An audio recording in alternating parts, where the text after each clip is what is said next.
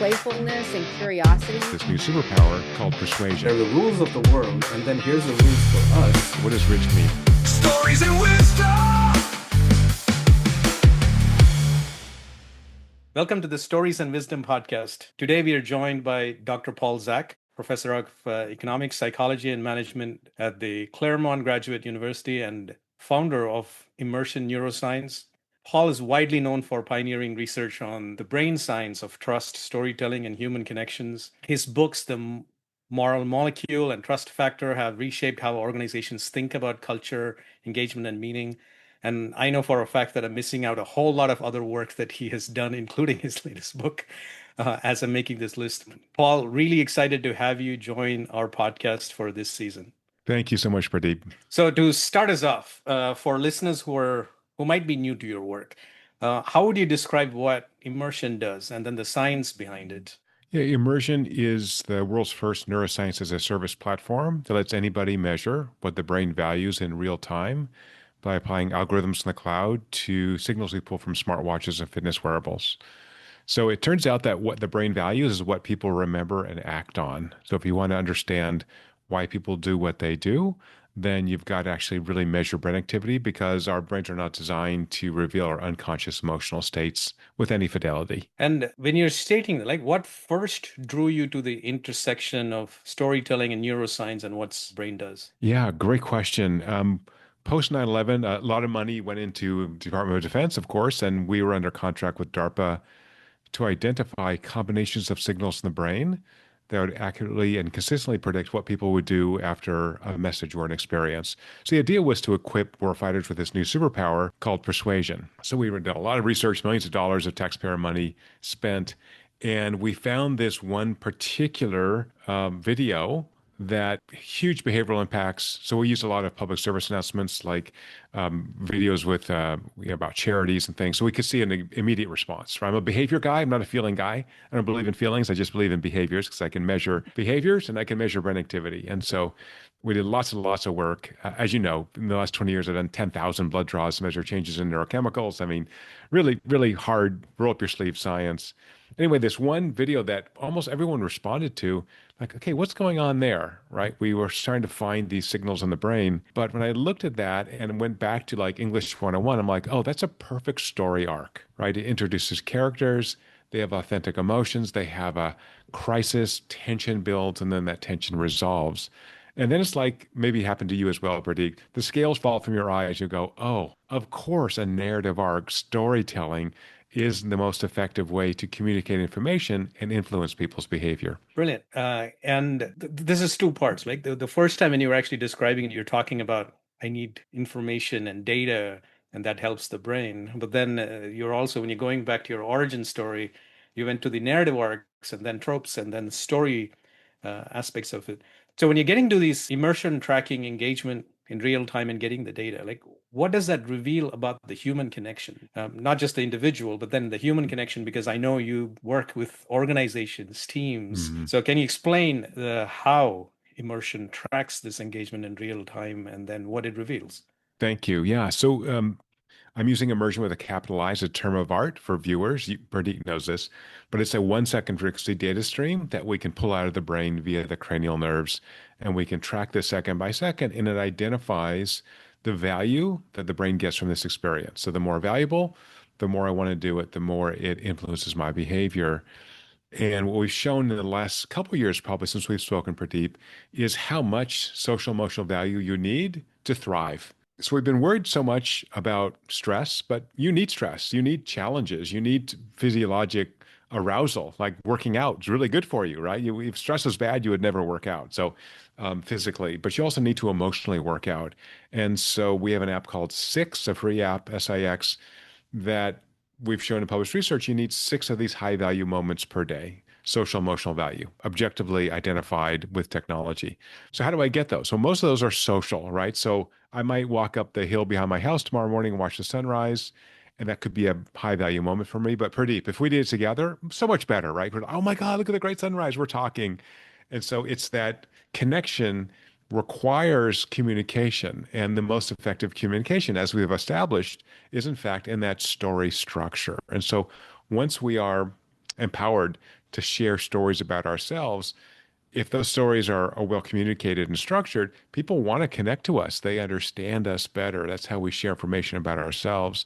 So, from an organizational perspective, when individuals, when patients, when employees have the ability to share that story and understand another person who's near them, then they get this high value moment. It builds up their resilience, their emotional fitness. And so, again, I could talk to you in a monotone very slowly and you would go to sleep.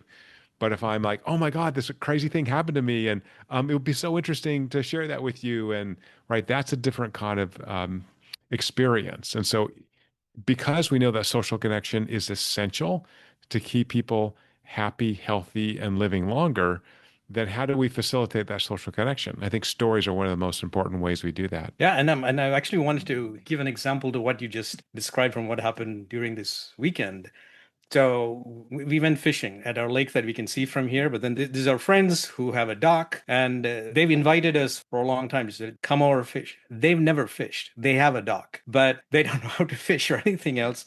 And neither do I. Like I've fished and caught fish before, but it's just happened. Somebody else who knew what they were doing, just gave me a line and gave me the basics. So I can't say I know how to fish. I've fished, but in this case, it's all relative. And we were invited. We went over. I brought the rods. Watched a lot of YouTube videos, and I took our kids, 8-year-old twins, told you about, Mhm. and we caught first time after an hour and a half. Everybody's excited. We caught nothing because we went fishing. We didn't go catching fish. We went fishing on the dock. And this was convenient to us, at around 4 p.m. in summer in the Pacific Northwest. It's kind of still hot. We didn't catch anything. At 7 p.m., then I'm like, okay, guys, I'm going to go just try. And they were by then all fished out. They were like, I'm not going to go try it. And I caught a fish, which, it's about a big or small, tiny, like within your palm kind of thing. And I was ready to throw it back. And then the girls see that and go like, oh, daddy caught a fish and it's yellow and it's striped. I'm like, yeah, and it's tiny, but they didn't say tiny. They were so excited. Suddenly there were 8, 9 people coming from the house from multiple levels just running down. And they were so excited about like, oh my God, which one is this? And about 5 minutes later, I caught an even tinier fish, Wow. which again, I'm going with why bother? I should throw this out. But at this point, the people who were in the house literally said, I've never seen a live fish before. I'm like, what? No, no, I seen live fish that's been caught. We've seen it in a tank, but we've never seen it. And this is the part where it's the kids who netted it, and then people who invited us who've never seen a live fish. And suddenly that fish seemed a lot more robust. That's that heightened experience I think you're bringing it up. By myself, if I did that, it would be like, I'm not even talking about a fish that I can just show with one hand. But because of these people, now somebody has just said, like, oh, I now have held a live fish. I've caught it out of our docks. The kids have netted this, and they're all like, oh, yeah, daddy knows how to fish. And I'm just like, oh.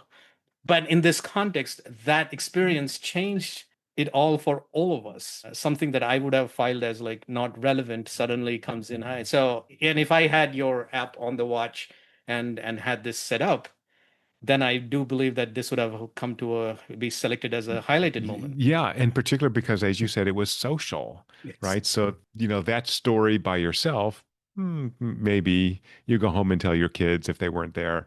But now we have this social opportunity. And so we know that, recent research out of Oxford University shows about 50% of our happiness is due to having a rich social network. Awesome. What do I do with that? What does rich mean? How many people are in my phone list? I mean, it's not clear.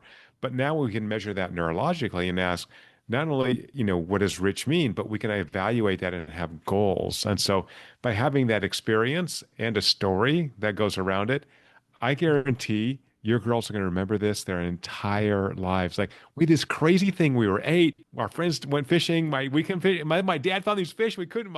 They'll remember it forever, right? So, I think if we want to have that rich social network, want to live happier lives, we've got to begin to share those stories. Now, the problem is, as you know from your work, everyone's not a great storyteller, right? So having a facilitated way to tell stories like the work you do, I think is really essential to that sense of connection thriving. So, we've shown that when employees have a much stronger connection to each other, they're having more of those key moments. They're happier at work, they're more satisfied, they work harder. I mean, all kinds of objective measures. I mean, working harder, I mean, I'm measuring their brain activity and seeing how much energy they're putting into work. Turns out that people who work harder actually like their jobs more because they're like, holy crap, I'm doing something really cool. So it's not that we are overworking people, although sometimes we do. It's that we've got to create this environment where we can have an extraordinary experience. And at work, we tend to have that around other people, if we go to the office at least. Yep. And in several of your books and even talks, you do use these words saying trust is a drug, which again, in the context of a company or team organization, trust is very key. And then the neuroscience behind and the chemistry behind how things light up with trust. And I think that's what you're meaning by trust is a drug. It's lighting things up. Could you talk a little bit more about that and in the context of immersion as well in for organizations? Sure. First of all, our brains anatomically are very different than other mammals, and we are hypersensitive to social emotional information. So it's totally normal to put a bunch of humans who don't know each other or barely know each other in a building and have them work together. It's not exploitative. It's not, humans like to be in groups, and if they have a goal, even better. So that's the first thing is it's a very normal thing for human beings, not normal for chimpanzees, not normal for rodents, but very normal for humans to work together on projects. And yet, whenever you have humans together, we have some friction, right? I'm having a bad day, or I don't like the way your perfume smells, or for a whole bunch of reasons I may not even know. So I think of trust as that lubricant that reduces the friction. If I trust you, we've worked together a long time, you've always been great to me, you've always been reliable, then even if, say, one time you're cranky with me, you built up this big goodwill of trust, right? So that trust bank fills up pretty easily, and we default to trusting other people in almost all situations.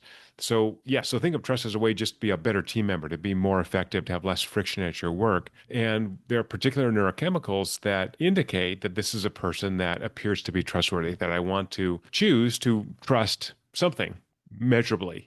My time, my product that I'm making, whatever it is. And those are primarily driven by two neurochemicals, dopamine and oxytocin, that come into that social emotional evaluation network. As I said earlier, we do what is valued in our brains. And so when we see this dopamine oxytocin interaction, which I've called immersion, induces electrical signals we can measure.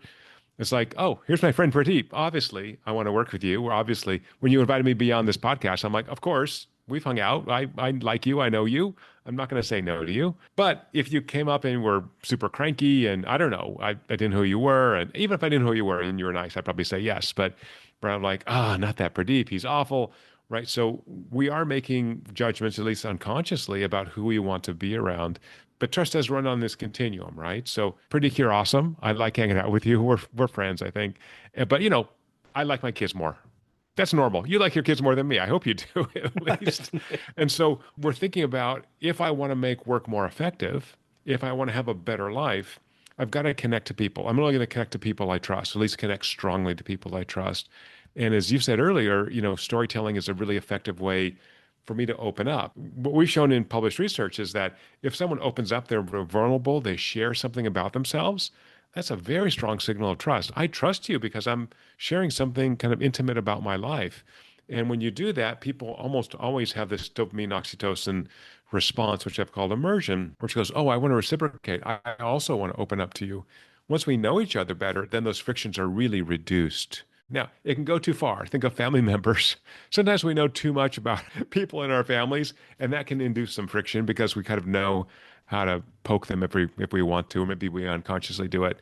But I think for work, for patients, for normal humans, we've got to have that little bit of reminder sometimes to share a story, to trust. And that's what our app 6 does, is it gives you that little reminder. Here's my friends. My friend Bob, he's not doing so well. I can send him an emoji. I can send him a text. God forbid, I could call him up. Hey, buddy, you only had one key moment today. Are you doing all right? You want to talk? You want to grab a coffee?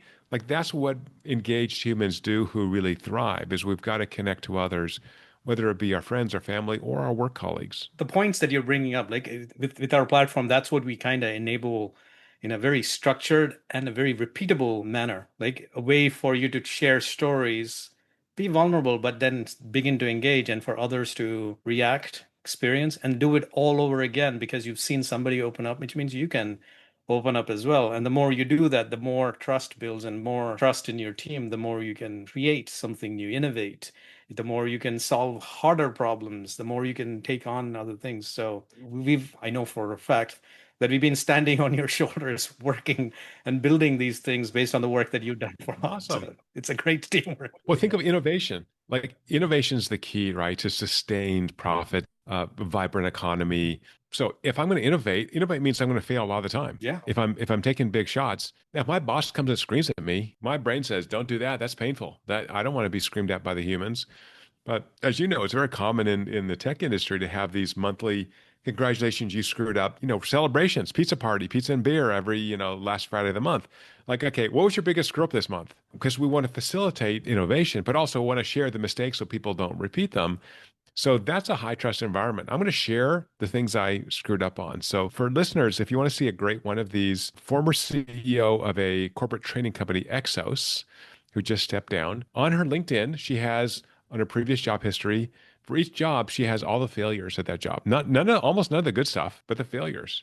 And when I met her, I thought I had to tell her, like, you are so brave and open. Like you said, here's all the things I screwed up on when I worked here. And I was vice president or I was president or I was CEO. That's an amazing way to say, I am who I am.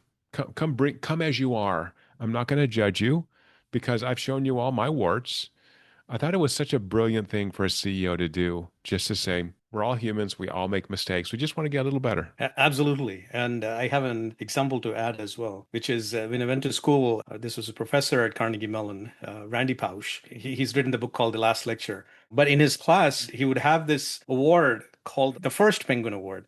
And the context for the first penguin is like when the winter's just breaking and then the penguins are now coming out of hibernation. The first penguin is the one that's actually going to dive from the ice shelf into the cold ocean. And if there's no blood or the water doesn't turn red, the other penguins follow suit. Because as the penguins are coming, the orcas are also waiting. The seals are also waiting for, food.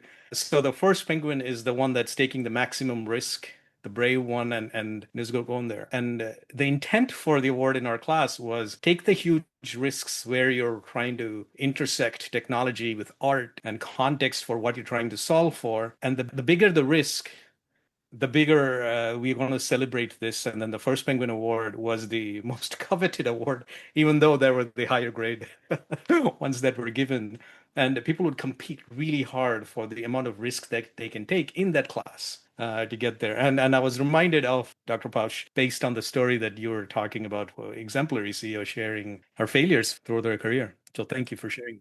What a gift you got to have Randy Pausch as a professor. Just sound like an amazing human being. Oh, absolutely. Yeah, I think, we are very influenced by other people. As much as we, particularly in America, we think like, oh, we're independent. I don't care what people think. Well, of course we care what people think about us. We're social creatures. We have to.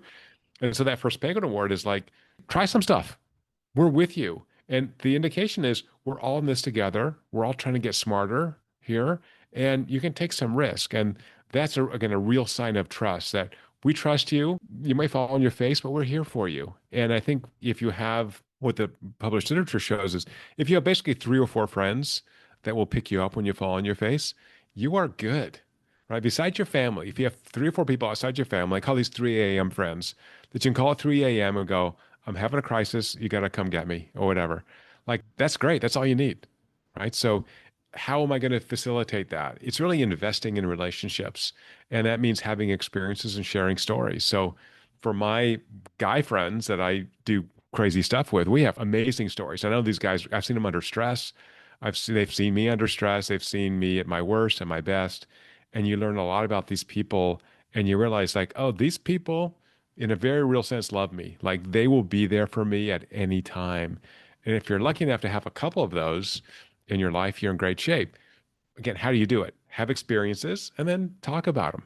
Yeah, absolutely. I mean, it seems stupid to say this, right? It's like, duh, obvious. But I think we get busy and we forget that. And I think particularly within businesses, and this is where I love the work you're doing, within a business, we forget how important that sharing time is, particularly when we have hybrid or remote work. So I think for remote workers, I always tell managers, if you can afford it, once a month, bring everyone together. Meet at some central spot. Maybe it's, again, pizza and beer. Maybe you need to actually have time together. We have a team member who lives in Seattle who is in town in San Diego where I live yesterday, and I had lunch with her and her husband for like 2 hours. And I looked at my app, I got like four high value moments. Like we had so much fun. Amazing lady. I'm such a fan of hers, and I never met her husband. And he was great. And so we just talked and talked and talked, right? And we had a great time. Now, working with her, will it be better? Sure. I've just put some lubricant in there, some trust in there, and reduce those frictions. But how did it happen? Well, how did you meet your husband? Her husband's Italian. She's American. Okay, well, there's a story there, right? So blah blah blah. Well, how'd you meet your spouse? And on and on and on. It's that storytelling that facilitates that sense of connection, but also joy. It's just fun to connect to people. So something I think I mentioned this before, Pradeep, but something I've been doing for years, partially because it amuses me and partially because I'm a Martian trying to figure out the humans, is just talk to people in the elevators. Like it's super weird to me that we sit in the elevator and pretend like there are not other people in this box. So just say hi to people. Hey, how's your day going? Good. Where are you? Like I'm in a hotel or I'm traveling tomorrow to Denver. So, I'll be in a hotel. I'm like, oh, where are you coming in from?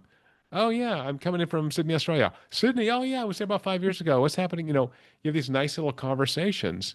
Why not? Right? I think the more open we are, the more people respond to us. At least my research has shown that. Yeah, absolutely. I mean, great takeaways. It's practice, right? It gets easier to share stories when you do it all the time. Yep. So related to storytelling, there'll be 4 segments in our podcast that we'll get into. Each one's different kind of a story, and we're going to take you the past, current, future as well. So the upcoming segment is called Memoir Moments.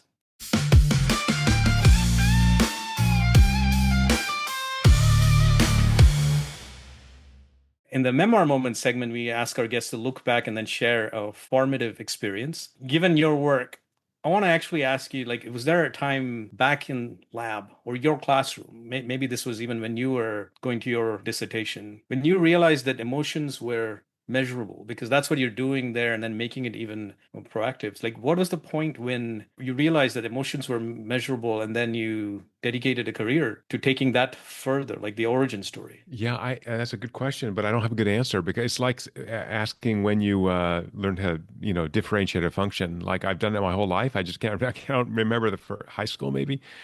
Yeah, so I guess for lay people, it seems weird that your emotions are measurable. Emotions are a physiologic response. Feelings are our conscious guess at what that response is. But I do think I'm going to change the answer just a little bit or change your question a little bit to answer it differently, that the bulk of our brain activity, maybe 99%, is unconscious. And to think that people have any insight into their own motivations is just not the way the brain works. And so by measuring neurophysiologic responses, which are largely outside of conscious awareness, we really get insight into our own behaviors and the behaviors of others. And so that's why I say I'm a Martian. I'm just trying to figure out what the heck the humans are doing. And because they can't tell me with any accuracy, I have to measure their brain activity. Got it. And that's how you were wired. Like you even brought up like that is something that you thought you would be doing from high school even. Is that true? Like this was not college or grad school or even doctorate.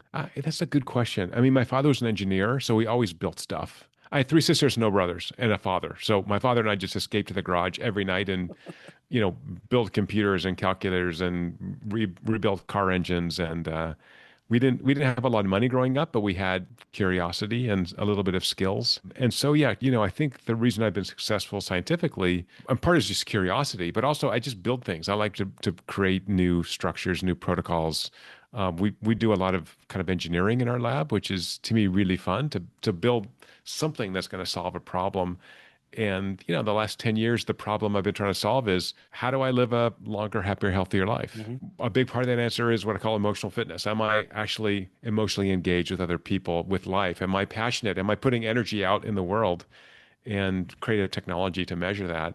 And I think that has been the missing metric, right? We know a lot about sleep and diet and exercise, knowing it and doing it different things, but those are easily measured. But am I actually thriving emotionally? So that's, many, many years of my life to try to figure out a technology so that anybody could measure that. You don't have to come in the lab. Got it. And then the way at least you describe this, like this started in your garage, but the learning there was the curiosity, lean in with curiosity and then build something. Then you'll get the data and then put it in the feedback loop and do like that's many people learn that much later in life after reading books or when you're trying to start a company. But you kind of got into it super early with your dad in the garage. That's a very interesting origin story. Yeah, and the nice thing about being poor is you have to be creative because you can't buy your way out of this problem. Cement patios and fountain. We built all kinds of things. We just got a book. This is pre-internet. Got a book and read it, and we're like, all right. And I'm a big kid. I'm a big person, so he's like, he had a strong helper, and he just gave me a job to do, and I would just do it. Yeah, I mean, curiosity, attitude, and just a can do, can build. That's the currency. Right. Like that's a rich space for experience. Our next segment is called a decision do-over.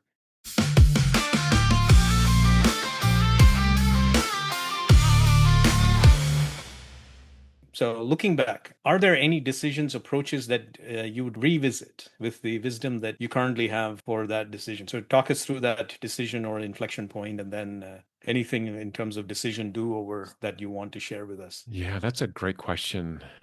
I mean, given that I'm a, tinkerer, so many of the things we've done were going in the wrong direction. In my lab, we, by design, do not want to specialize in one kind of neuroscience technology. So we were doing a lot of functional MRI work, had very poor results, couldn't replicate our own research. And I said, I'm going to get rid of this. So anyway, I burnt a bunch of years of my life learning functional MRI research. But the upside of that is I'm a skeptic. I think most of that research, the findings are so fragile that I just don't accept almost any of it. And so knowing why something is not a good idea and doing it and seeing it fail are different things, that you have much more of a visceral understanding of something. But in my lab and in my company, we constantly are innovating as fast as we can. We want to lead the pack in terms of having the best technology, not follow the pack. And that means we made a lot of mistakes. We haven't hurt anybody. We haven't killed anybody. We work with patients. We work with old people. It's very important that we maintain ethical standards. But most experiments that are at all interesting will fail. If my hypothesis is supported, it's not a very interesting hypothesis. My guess is that I'm running this experiment because I think A causes B, that's not very interesting. But if I have a hypothesis like A and under some circumstances maybe B happens, and I find there's a C, D, F, and G, and then there's a B, and then okay, that's interesting. So the world is really complex, and I think doing science makes you very humble about how tiny our brains are, even though I can, cite thousands of scientific papers I've read, cite the results to you. When you're running a new experiment, you are curious about something, and your curiosity probably is your guess at where it's going is going to be wrong. So let's just be humble about all the stuff we claim to know. So, are there any do-overs that you would do? I mean, you were sharing like here's some hurdles that you have faced, anything else, but were there any do-overs looking into a decision that you would take up on? I mean, I'm bad at hiring postdocs. I can tell you that. I'm good at hiring employees, but I'm bad at hiring postdocs. Sure, yeah, some of those, seemed like they were hardworking people and they weren't for whatever reason. Yeah, I'm more of a forward-looking person than a backward-looking person. I think all those mistakes were learning opportunities. None of them were catastrophic. Some wasted time and money, but I'm not running out of time or money yet. Yeah, I mean, this is similar. Like when we tested this question, even with us, I was struggling with this question largely because, like, well, I can change that and then maybe I might have a better path. But if I change it, I won't have the scars. And if I don't have the scars, where did I learn? So I can sense the same tinker in you going like, well, I needed that path and get those stumbles in for my next path, because otherwise I can't just assume the next spark would have come in. Like you needed that. So I'm sensing that kind of similar struggle when you're looking up as well. It's a hard one. Yeah. Okay. Now the next section and segment is called Vision Venture.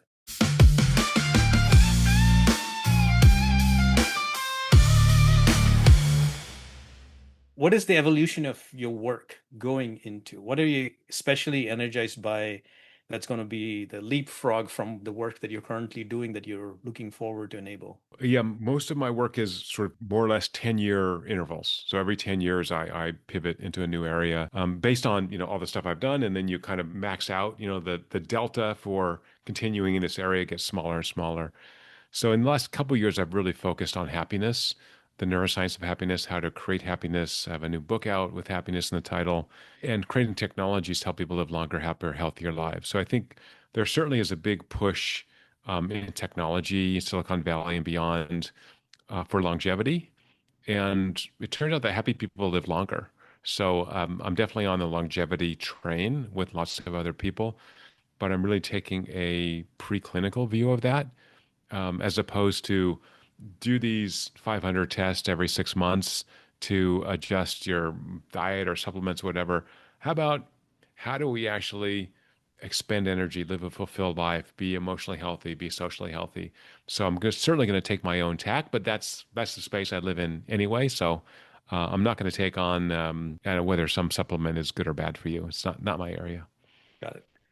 I'm going to actually move us to the next segment because I think that segment we were pretty clear in terms of the vision that you're having, and then we were so excited. So the next one is called Puzzle Point.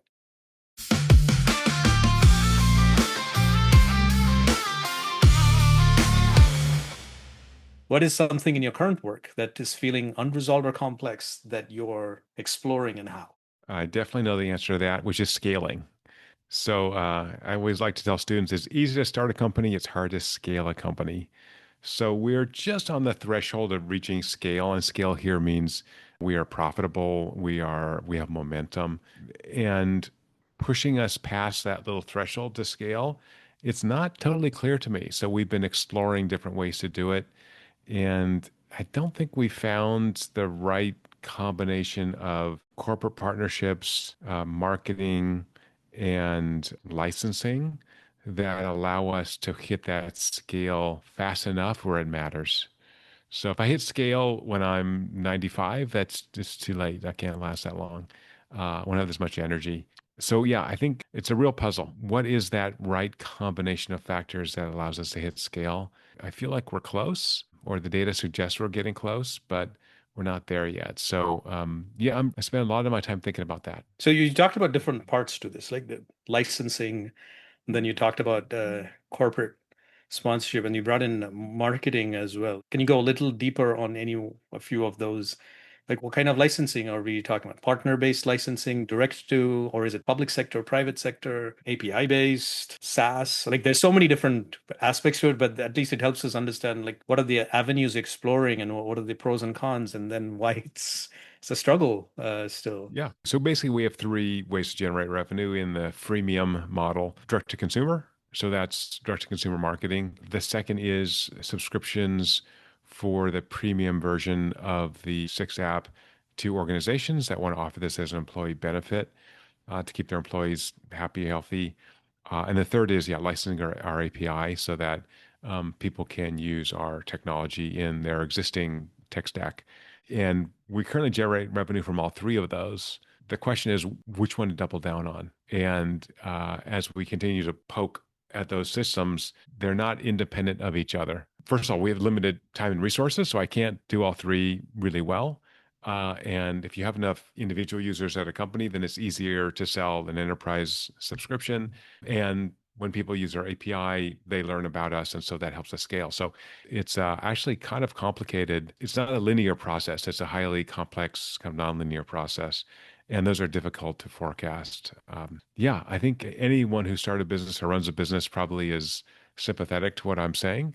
That there are lots of routes you can take, and it's unclear sometimes what the best one is. Also, that most startups fail by drowning and not by starving.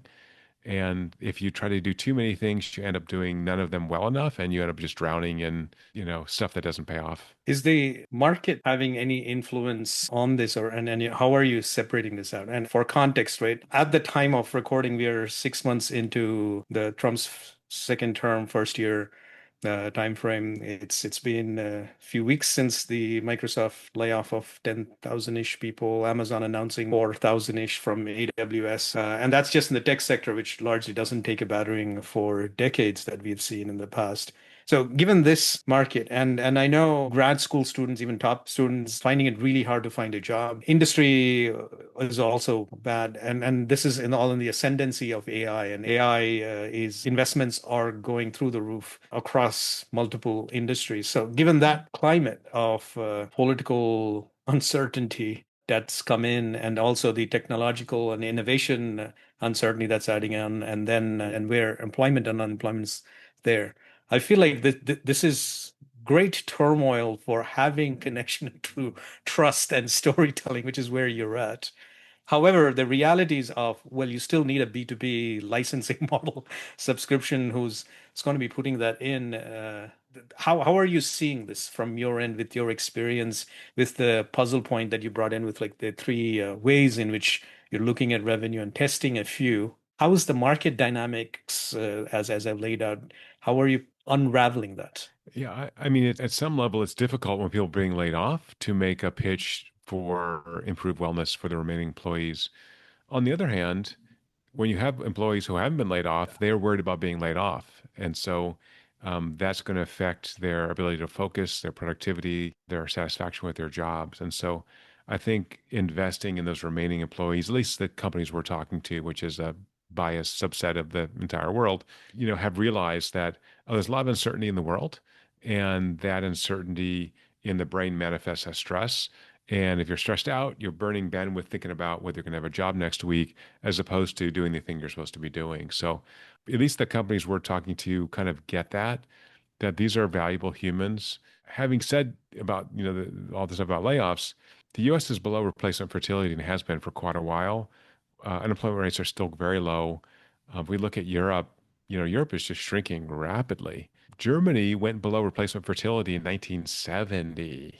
They are so old. There's just no more workers. And so I think the demand to keep younger people who are working emotionally healthy as well as physically healthy is more important now than ever. And the sort of turbulence in the markets will work itself out. Got it. And thank you for sharing that, because it is important for our listeners to understand that the larger macroeconomic structures that we can't control usually have its turns. And then as entrepreneurs and innovators, we have to write it.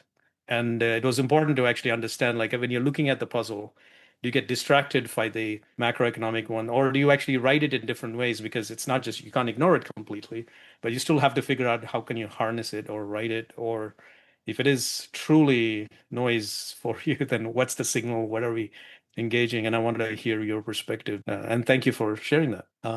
Our last section is actually just a game break, and it's called This or That.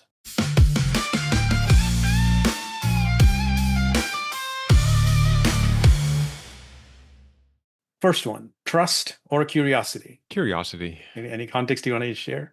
This is my personality. Yeah. Okay. Story or data? Both. I'm a bad game player. I'm making new rules. Gameplay, yeah.